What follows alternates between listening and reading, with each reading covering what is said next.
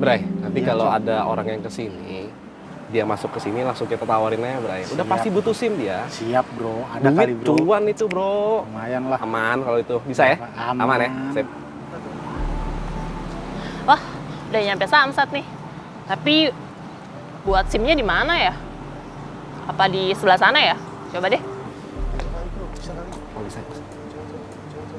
Mau kemana, Mbak? Mau bikin SIM? Bikin SIM? Iya. Ribet dalam, saya bantu aja mau nggak? Emang bisa? Asalkan ada fulusnya bisa, Mbak. Berapa? 650.000 aja. 15 menit langsung jadi. Aman nggak?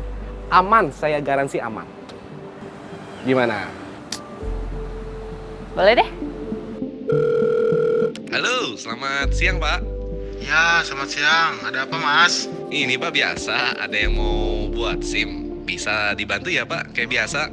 Oh iya, gampang itu bisa. Masuk aja dalam. Tapi jangan lupa lah titipannya.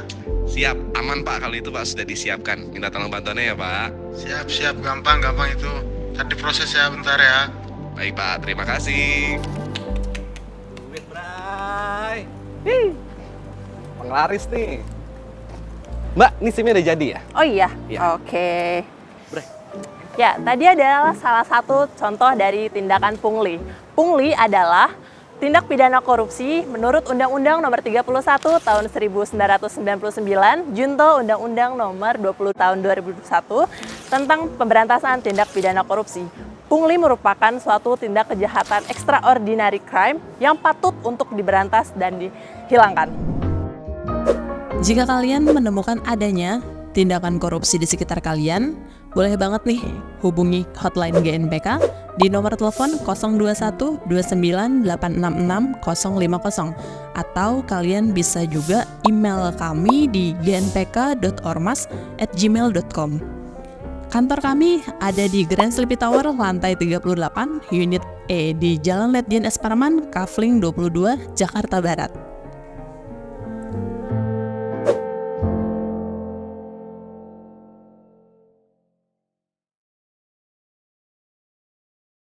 Ini identik dengan tindak pidana korupsi sebagaimana diatur dalam Undang-Undang Nomor 31 1999 Junto Undang-Undang Nomor 22/2021 yang merupakan suatu jenis kejahatan, yaitu kejahatan yang bersifat luar biasa atau extraordinary crime, sehingga sehingga penindakannya juga harus dilakukan secara sistematis.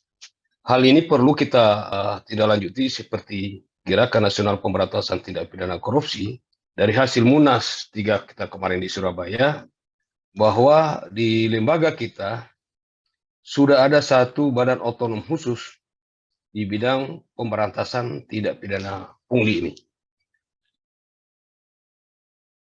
Mungkin sebagian sudah tahu, ini nanti akan menjadi satgas satgas yang menjadi garda harapan terdepan oleh organisasi kita untuk ikut bersama pemerintah memberantas dan mencegah tidak pidana pungutan liar.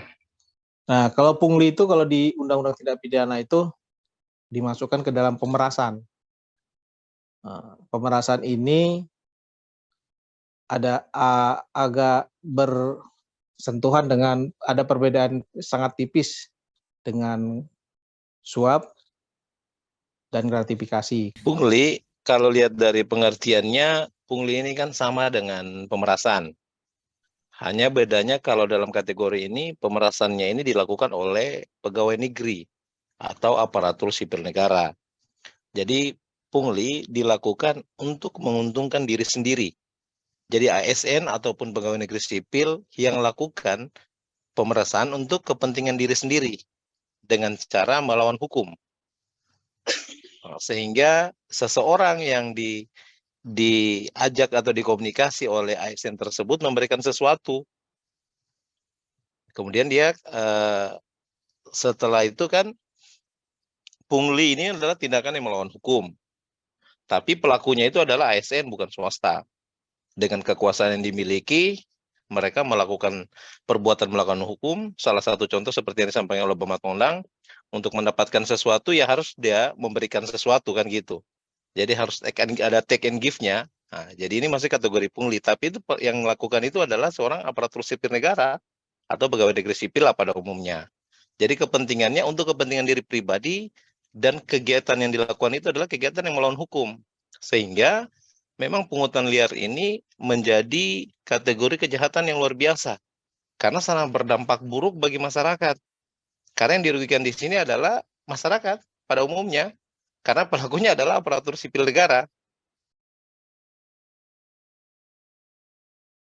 Ketua umum kita bertugas di kantor Menko Polhukam di bidang satuan cyber pungli sudah melakukan beberapa OTT, di antaranya ada jaksa dulu di Tangerang kita kenal, itu dipimpin langsung oleh ketua umum kita Pak Adi Warman. Walaupun itu tugas cyber pungli, tapi keterlibatan beliau sudah mewakili organisasi GNPK untuk melakukan pencegahan atau pemberantasan tindak pidana pungli ini. Namun demikian bahwa memang sudah menjadi program kita ke depan bahwa apa yang pernah dilakukan oleh ketua umum menjadi contoh, menjadi motivator kita untuk terus melakukan kegiatan-kegiatan baik di pusat maupun daerah, khususnya bagi anggota yang terlibat langsung dengan kepengurusan Satgas Cyber Pungli, kita akan optimalkan. Karena memang kelahiran organisasi memang tujuannya untuk itu. Untuk membuat masyarakat tenang tanpa korupsi, Indonesia berkembang tanpa pungli, Indonesia harus maju tanpa pungli. Karena memang kejahatan pungli ini walaupun tidak merugikan secara langsung keuangan negara, tapi sudah meresahkan masyarakat. Karena apa? Karena dilakukan oleh aparatur pemerintah, baik sipil maupun TNI Polri. Jadi ini harus kita berantas. Dengan aturan yang ada ini, maka GNPK mengambil bagian untuk ikut berperan serta melakukan pencegahan dan pemberantasan pungli. Itu saya kira. Pungli itu banyak contohnya di masyarakat kita, membuat KTP. Ayo, seharusnya waktunya bisa 1 minggu atau ini.